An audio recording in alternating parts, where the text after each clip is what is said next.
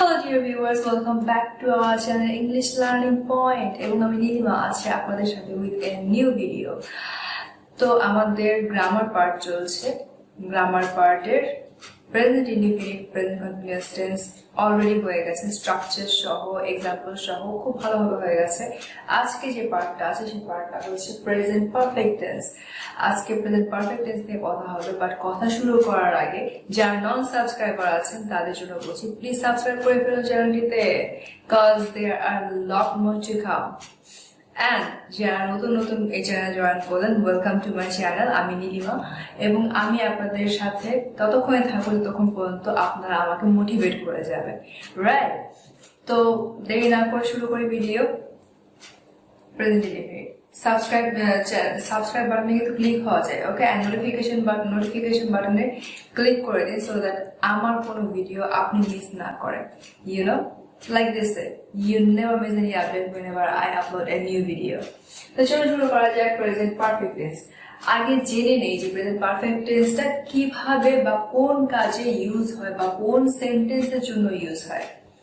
Present perfect টেন্সটা তখন use হয় যখন কোনো কাজ শেষ হয়ে গেছে, এই মাত্র শেষ হয়েছে, ঠিক আছে? তখন আমরা প্রেজেন্ট পারফেক্ট টেন্সটা ইউজ করব। সেকেন্ড টার্মটা যেটা হলো প্রেজেন্ট পারফেক্ট টেন্সটা আমরা তখন ইউজ করবো যখন একটা কাজ হয়ে গেছে কিন্তু এর ফলাফল এখন পর্যন্ত বিদ্যমান। যেমন আমি ভাত খেয়েছি, কিছুক্ষণ আগে খাওয়া করলাম, এখন কি আমি কিছু খেতে পারবো না, এর ফলাফল এখন পর্যন্ত বিদ্যমান রয়েছে, আমার পেট এখনো ভরা, আমি কিছু খেতে পারবো না। দিস ইজ দ্য এক্সাম্পল, ঠিক আছে? থার্ড যে এক্সাম্পলটা আছে সেটা হচ্ছে যে কাজ এখনো শেষ হয়নি কিন্তু শেষ হবে, শেষ হয়নি, চলছে, কাজটা শেষ হবে এবং সেটা আশা করা যায় যে শেষ হবে, এরকম কোনো কাজের ক্ষেত্রে তখন প্রেজেন্ট পারফেক্ট টেন্সটা ইউজ করা হয়। চলুন দেখে আসি প্রেজেন্ট পারফেক্ট টেন্সের স্ট্রাকচার। প্রেজেন্ট পারফেক্ট টেন্সের স্ট্রাকচারটা যেভাবে হয় সেটা হলো সাবজেক্ট প্লাস হ্যাভ অথবা হ্যাজ। সাবজেক্ট অনুযায়ী হ্যাভ অথবা হ্যাজ। হ্যাভ হ্যাজটা কোথায় বসবে সেটা নিয়ে আপনাদের কনফিউশন থাকতে পারে, সেজন্য আমি এখানে পাশে লিখে রেখেছি। যখন আই, উই, ইউ এবং দে সাবজেক্ট হিসেবে গণ্য হবে তখন আমরা হ্যাভ ইউজ করব।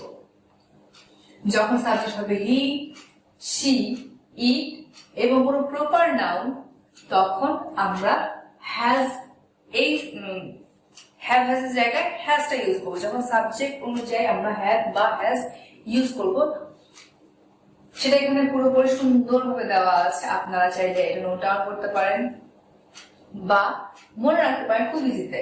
I, we, you, they have, he, she, it কোন প্রপার নাউন হ্যাজ, ওকে? তো চলুন, subject plus have or has plus ভার্বের পাস্ট পার্টিসিপল ফর্ম। পিপিএফ মানে হচ্ছে পাস্ট পার্টিসিপল ফর্ম, মানে ভার্বের 3 নাম্বার যে রূপটা সেই ফর্মটা আমরা এখানে প্রেজেন্ট পারফেক্ট টেন্সের ক্ষেত্রে ইউজ করব। এরপরে হচ্ছে গিয়ে এক্সটেনশন। এক্সটেনশন মানে হচ্ছে গিয়ে বাক্যের বাকি অংশ। এইটা হচ্ছে গিয়ে অ্যাফার্মেটিভ সেন্টেন্স, অ্যাফার্মেটিভ এর ক্ষেত্রে, ঠিক আছে? প্রেজেন্ট পারফেক্ট টেন্সের অ্যাফার্মেটিভ রূপটা যখন হবে তখন হচ্ছে গিয়ে আমরা এভাবে করে ইউজ করবো। অ্যাফার্মেটিভ মানে হচ্ছে গিয়ে হ্যাঁ বাচক। যখন আমরা হ্যাঁ বাচক কোনো সেন্টেন্স লিখবো প্রেজেন্ট পারফেক্ট টেন্সে তখন আমরা এভাবে করে স্ট্রাকচার অনুযায়ী সেন্টেন্সটাকে সাজাবো। যেমন দেখি এখানের মধ্যে সাবজেক্ট হচ্ছে আই এর সাথে হ্যাভ বসে, লাইক আই সেড হিয়ার। এরপরে হচ্ছে ভার্বের past participle form, I have bought a new dress. I have bought a new dress, আমি এক নতুন জামা কিনেছি, কিনে এনেছি, কিনে ফেলা হয়ে গেছে, তো এই জন্য প্রেজেন্ট পারফেক্ট টেন্স ইউজ হবে। এরপরে যে উদাহরণটা আছে হ্যাজ দিয়ে, সেটা হচ্ছে শি হ্যাজ, লাইক এখানে দেওয়া আছে হি, শি, ইট কোন প্রপার নাউন হ্যাজ। এখানে মধ্যে আপনি কোনো নামও দিতে পারেন, এরপর এখানে মধ্যে হিও হতে পারে, like she has finished her homework, এই জায়গার মধ্যে he has finished his homework, Nilima has finished her homework, এরকম হতে পারে, ওকে? তো এই হচ্ছে গিয়ে অ্যাফার্মেটিভ প্রেজেন্ট পারফেক্ট টেন্সের স্ট্রাকচার এন্ড এক্সাম্পলস। এবার দেখি যখন এই প্রেজেন্ট পারফেক্ট টেন্সের নেগেটিভ ফর্মটা হবে, অর্থাৎ যখন সেন্টেন্সটি না বোধক হবে, তখন আমরা কিভাবে করে সেন্টেন্সটা স্ট্রাকচার করব। তখন আমাদের স্ট্রাকচারটা এরকম হবে, সাবজেক্ট প্লাস সাবজেক্ট অনুযায়ী হ্যাভ বা has plus not, have has এর পরে নট হবে, নট না। এরপর হচ্ছে ভার্বের পাস্ট পার্টিসিপল ফর্ম পিপিএফ, মানে past participle form, past participle ফর্মের শর্ট ফর্মটা হচ্ছে পিপিএফ। এরপর হচ্ছে এক্সটেনশন বা বাক্যের বাকি অংশ, like I have not done it, আমি এটা করিনি। ঠিক আছে, লাইক আপনার মা বলছে এই গ্লাসটাকে ভাঙলো রে, তখন আপনি সামনে ছেড়ে আপনি বললেন I have not done it, I haven't done it. Have not কে তো শর্ট ফর্মে হ্যাভেন্ট বলা হয়, তাই না? এরপরে যে এক্সাম্পলটা আছে সেটা হচ্ছে হ্যাজ দিয়ে, এখানের মধ্যে শি লিখেছি তাই এখানের মধ্যে আমি হি লিখলাম। হি হ্যাজ নট রিচড দেয়ার, সে এখনো সেখানে পৌঁছায়নি, সে এখনো সেখানে পৌঁছায়নি। এখন এখানের সাথে আমরা যেই কথাগুলো অলরেডি বলেছি যে কোন কোন ক্ষেত্রে প্রেজেন্ট পারফেক্ট টেন্স ইউজ হয় সেটা আমরা একটু মিলিয়ে নিই, ঠিক আছে? লাইক কোনো কাজ হয়ে গেছে কিন্তু এর ফলাফল এখন পর্যন্ত বিদ্যমান, সে এখনো সেখানে পৌঁছায়নি, এটার ফলাফল হিসেবে কি হবে? আমরা তার জন্য অপেক্ষা করবো, বা যারা তার সাথে এসেছিল বা যারা তারা আগে গিয়ে পৌঁছে গেছে তারা এই ব্যক্তিটি এই হি এর জন্য ওয়েট করবে, রাইট? এই হচ্ছে গিয়ে প্রেজেন্ট পারফেক্ট টেন্সের ব্যবহার। এরপর কোনো কাজ হয়ে গিয়েছে, ঠিক আছে, হয়ে গিয়েছে, হয়ে যাওয়ার পরে তার ফলাফল বিদ্যমান, এরকম আরেকটা আমি উদাহরণ দিচ্ছি। she has finished her homework, সে তার হোমওয়ার্ক শেষ করে ফেলেছে। শেষ করার পরে এখন কি, সে তো এখন আর কোনো কাজ করবে না, কাজ সন্ধ্যার হোমওয়ার্ক সে শেষ করে ফেলেছে। এখন সে টিভি দেখতে পারে, সে বাইরে কোনো ফ্রেন্ডের সাথে গল্প করতে পারে, সে এখন মাকে কোনো কাজে হেল্প করতে পারে, সে নিজে কোনো একটা বই পড়তে পারে, সে এখন ফ্রি, সে যে কোনো কাজই করতে পারে। কোনো কাজ করা হয়ে গিয়েছে, যেটা আমি প্রথমে বললাম, প্রথম রুল যেটা, কোনো কাজ করা হয়ে গিয়েছে। I have bought a new dress, নতুন ড্রেসটা আমি কিনে এনেছি, কিনে আনা হয়ে গেছে। তো এই ক্ষেত্রে আমাদের প্রেজেন্ট পারফেক্ট টেন্সটা আমরা ইউজ করব। এই হচ্ছে গিয়ে আমাদের এই দুটো সেন্টেন্সের অ্যাফার্মেটিভ এবং নেগেটিভের সেন্টেন্স স্ট্রাকচার। এবার চলুন দেখে আসি ইন্টারোগেটিভ বা প্রশ্নবোধক বাক্যের ক্ষেত্রে কিভাবে করে আমরা প্রেজেন্ট পারফেক্ট টেন্সটাকে স্ট্রাকচার করব। ইন্টারোগেটিভের ক্ষেত্রে অর্থাৎ প্রেজেন্ট পারফেক্ট টেন্সের ইন্টারোগেটিভ সেন্টেন্স স্ট্রাকচারের ক্ষেত্রে দুই রকম ভাবে স্ট্রাকচার করা যায়। স্ট্রাকচারটা দুই রকম ভাবে হয়, লাইক একটা হচ্ছে ইন্টারোগেটিভ আর একটা হচ্ছে WH কোশ্চেন দিয়ে ইন্টারোগেটিভ। জাস্ট ইন্টারোগেটিভটা কিরকম ভাবে হয় চলো দেখে নিই। এই স্ট্রাকচারটা হ্যাভ অথবা হ্যাজ, যেহেতু প্রশ্নবোধক বাক্য সেহেতু হ্যাভ বা হ্যাজ আগে বসবে। এরপরে হবে হচ্ছে গিয়ে সাবজেক্টের ভার্বের পাস্ট পার্টিসিপল ফর্ম, ভার্বের পাস্ট পার্টিসিপল ফর্মটা এখানে আমাদের ইউজ হবে। এরপর হচ্ছে গিয়ে এক্সটেনশন প্লাস কোশ্চেন মার্ক অথবা প্রশ্নবোধক চিহ্ন। চলুন আমরা এক্সাম্পলটা দেখে আসি, তাহলে আমাদের ডাউট আরো ক্লিয়ার হয়ে যাবে। Like have you brought my notebook, তুমি কি আমার নোটবুকটা এনেছো? Have you brought my notebook, তুমি কি আমার নোটবুকটা এনেছো?